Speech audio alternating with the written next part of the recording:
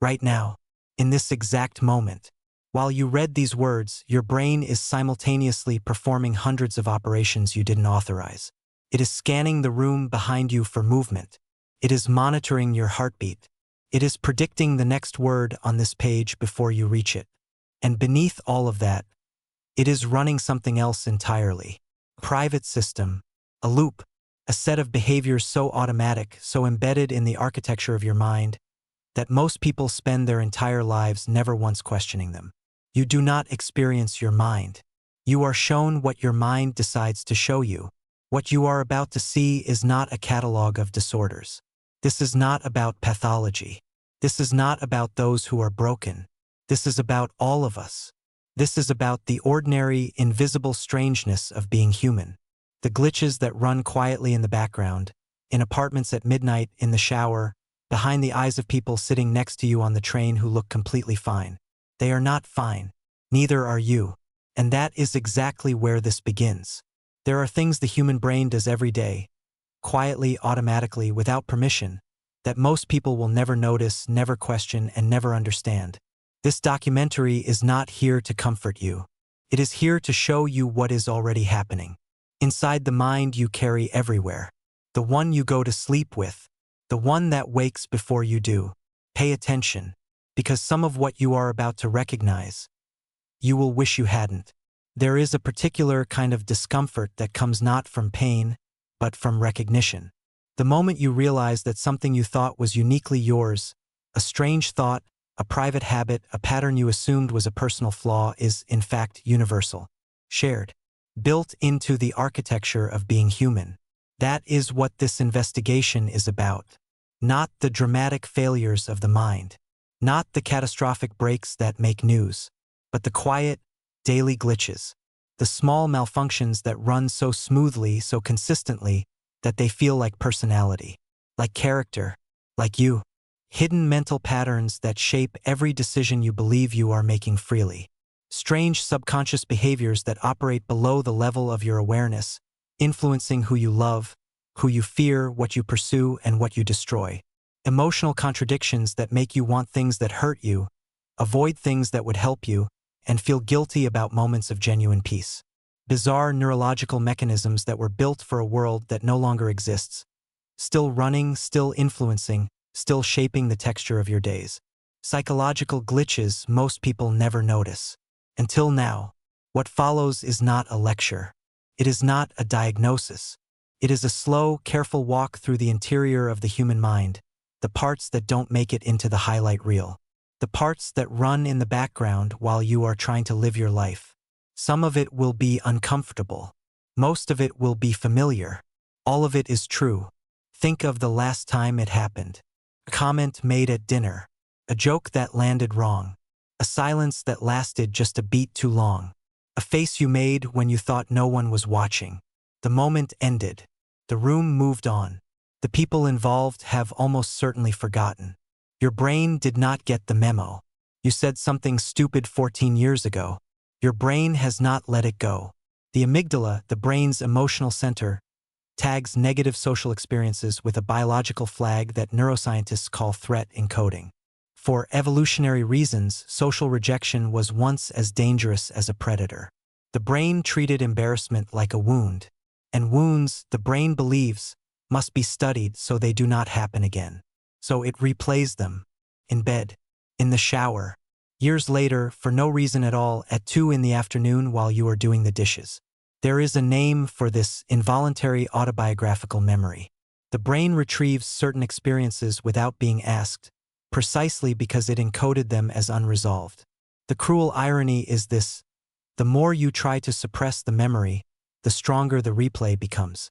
Suppression activates the prefrontal cortex, which then, paradoxically, triggers the very neural pathway it was trying to shut down. The thought returns. Louder. The mind runs the tape again and again, not to punish you. It runs it because it genuinely believes it can find a different ending.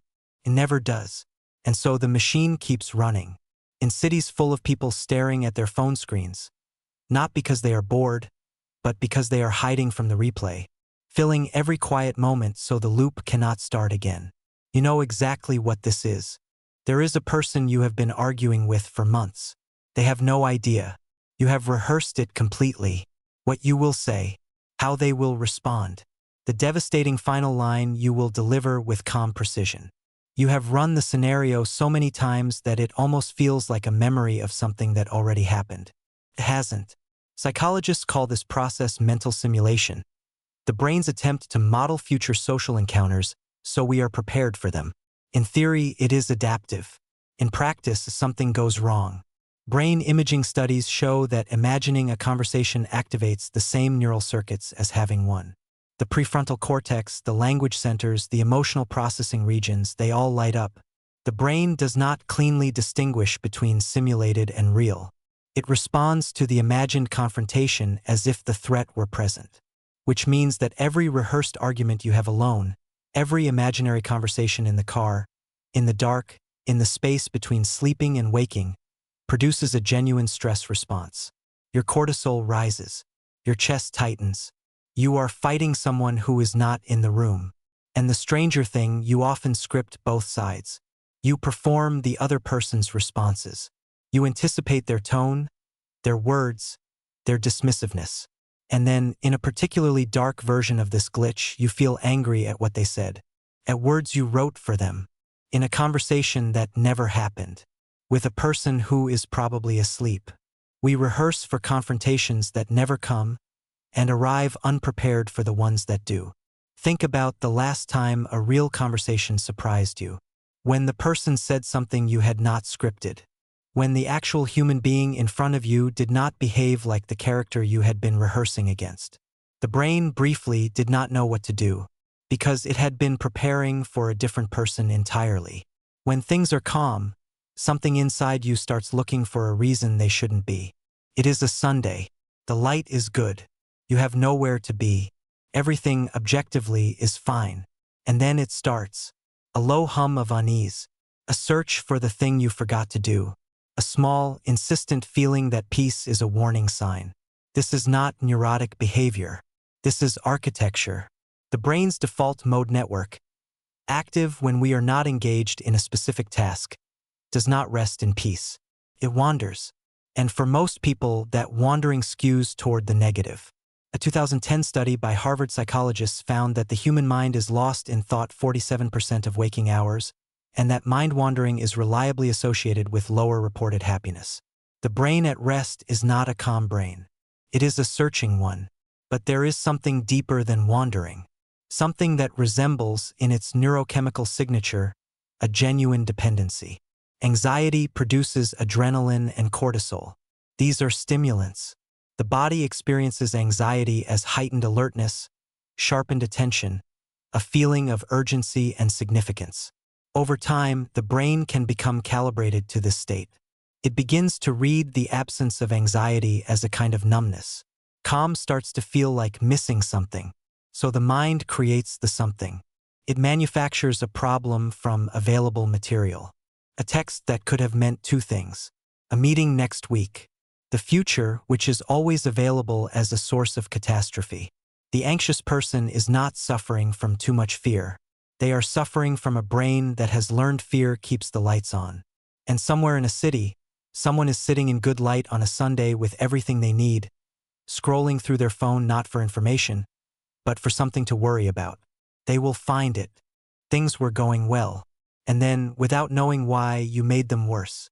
The relationship was good, and you started a fight over nothing. The job was stable, and you suddenly felt suffocated by it. The friendship was easy, and you slowly, inexplicably pulled away. You told yourself stories about why. Boredom, the need for growth, incompatibility that had always been there but just became visible.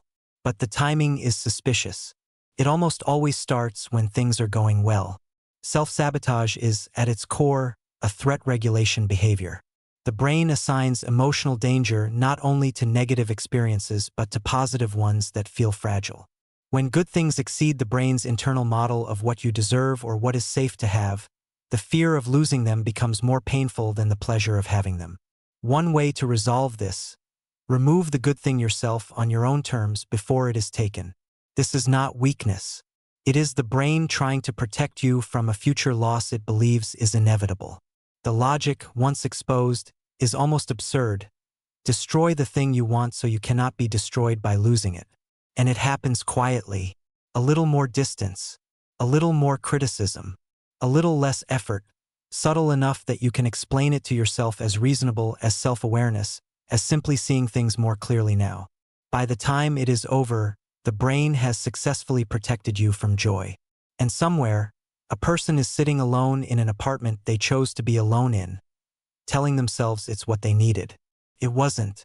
But the brain is very convincing, and it almost never admits what it actually did. The person who barely acknowledges you lives in your mind rent-free. The person who loves you is easy to take for granted.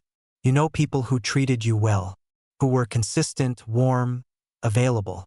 And somehow, for reasons you could not fully articulate, they felt less interesting. You know people who kept you uncertain, who appeared and disappeared, who never quite committed, who left things unresolved, and they, somehow, were impossible to stop thinking about. The dopamine system is not activated by reward.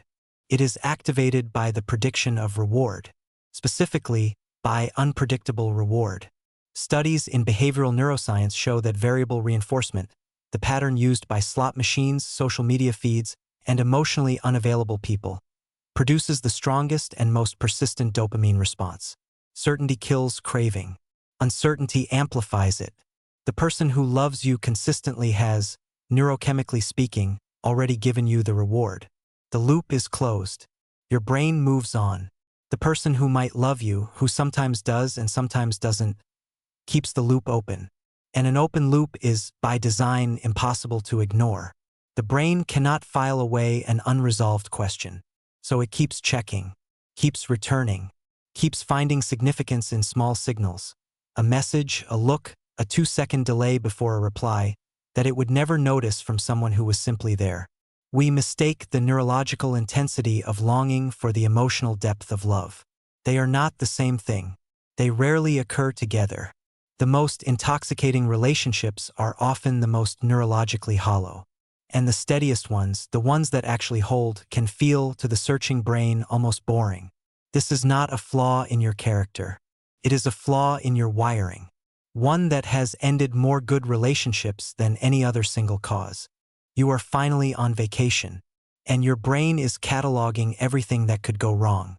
The flight is fine. The room is good. There is nowhere to be and nothing required of you. And your mind, quietly, methodically, begins constructing a threat assessment. What if something happens at home? What if this is too good? What if the return is worse than the departure? What if you are forgetting something? What if this feeling, this rare, brief, genuine peace, is the thing that makes what comes next unbearable? The brain evolved in an environment where relaxing was genuinely dangerous. Predators do not announce themselves. Comfort invited complacency. Humans who scanned for threats even during safe periods survived longer than those who did not. The result, millions of years later, is a brain that is neurologically suspicious of its own calm. The absence of a known threat triggers a search for an unknown one. You are safe. You know you are safe. And still, some part of you is waiting. This is why peace feels effortful for so many people. Why a quiet evening at home can feel like pressure.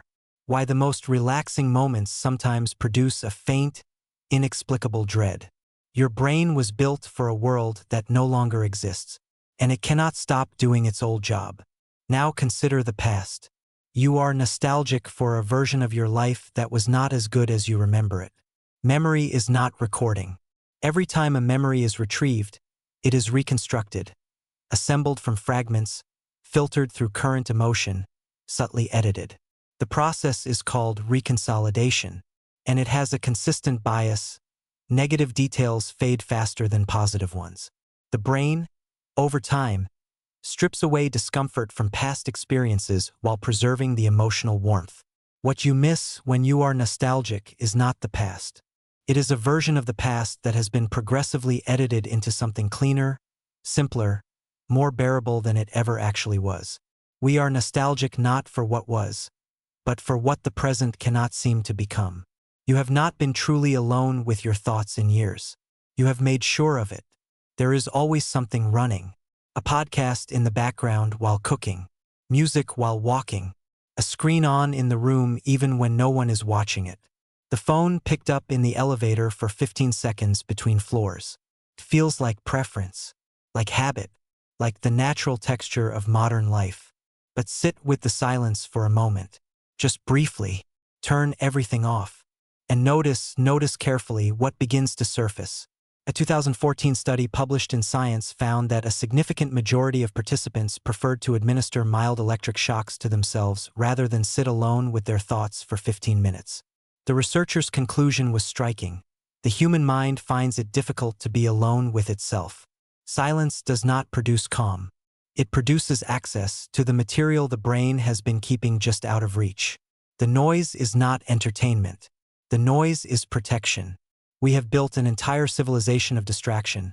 Streaming platforms, social feeds, notification systems, always-on connectivity, that serves, among other things, as a way to never have to sit in a room with the contents of our own minds. The things you have not processed, have not thought through, have not let yourself feel, they are still there, waiting. Now, it is 2 in the morning. The body is tired. The environment is dark, quiet, still. Every external signal is telling the nervous system to rest. And the mind opens its files. Not just the recent ones, the old ones. Things from years ago. Things that have been resolved, forgiven, moved past in daylight, but apparently not at night. At night, the case is reopened. The verdict is reviewed. New evidence is introduced. The sentence, somehow, is always harsher than before. At night, the prefrontal cortex reduces its activity. What remains more active is the limbic system, the emotional, reactive, threat processing center. The result is a temporary neurological shift that makes negative thoughts more vivid, more convincing, and more difficult to reframe. You are not more broken at 2 in the morning. You are simply less defended. Somewhere in the dark, in a city of millions, 10,000 people are lying awake having a version of this exact experience simultaneously, each one feeling entirely alone in it. The night is not when the truth comes out. It is when the brain is too tired to argue back. This documentary will end. The glitches will not. You came here, perhaps, expecting to understand yourself better. And perhaps you do, in some clinical sense, names for things, mechanisms behind patterns, the quiet comfort of taxonomy. But understanding a loop and escaping it are not the same thing. The brain does not restructure itself because you learn to name what it does. The 2 a.m. courtroom will still convene tonight. The replay machine will still find its material. The imaginary arguments will still be waiting in the car. This is not a failure of knowledge. It is the nature of what you are. The human brain is not optimized for happiness. It is optimized for survival in a world that no longer exists. Its deepest instincts were formed in conditions of scarcity, danger, and social precariousness. And now those same instincts operate inside climate-controlled rooms, beside phones that glow in the dark, in cities so large and so connected that actual danger has become one of the rarer experiences available. The machine runs on. It searches for threats that are not there. It replays wounds to find better endings that will not come. It protects you from happiness because it once had to protect you from predators. It fills the silence because silence long ago was dangerous. The strange tragedy of the human mind is not that it is broken. It is that it is working perfectly for a world that no longer exists. And yet, there is something worth sitting with in the recognition. Not as a cure, not as an escape, but as a form of honesty. You are not uniquely failing. You are not alone in the loop. The person in the apartment above you, the stranger on the train, the people you imagine are holding their lives together with ease. They are running the same glitches. Different content, same architecture. The human mind is a strange and ancient instrument, ill-fitted for the world it now finds itself in, and yet remarkable in the very awareness of its own strangeness. You are the only animal that can observe its own thought spirals from a distance. You are the only creature that notices, even if noticing is not always enough. Tonight the loop will run. The files will open. The silence will fill with whatever you have been not thinking about. and you will lie there in the dark, very much alive, doing exactly what human minds have always done. The brain is not something you have. It is something you are. And it has been watching you this entire time.